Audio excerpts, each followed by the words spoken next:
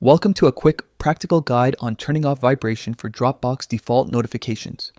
If you're tired of your phone buzzing every time Dropbox sends an alert, this step-by-step walkthrough will help you quiet things down without missing important updates. First, head into your phone settings.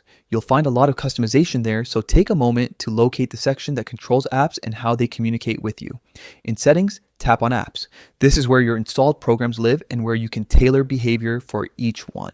If you don't see apps right away, look for applications or apps and notifications depending on your device.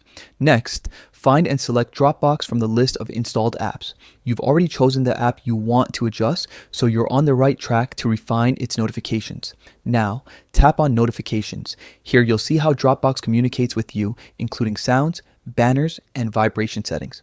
This screen is all about how you're alerted, so it's the right place to make a change. Look for notification categories.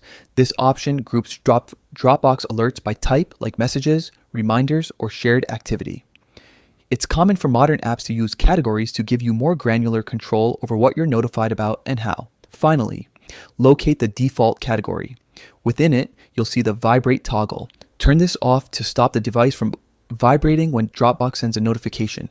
If you want to keep other notification sounds, you can adjust those separately here as well, but for vibration specifically, turning it off will prevent the physical buzz. If you like, you can explore additional tweaks on the same screen. For example, you might choose to keep sounds on but disable vibration, or modify how notifications appear on your lock screen. It's all about finding the balance between staying informed and avoiding unnecessary disturbance. And that's it. Your Dropbox notifications will no longer vibrate by default, giving you a calmer, more focused phone experience.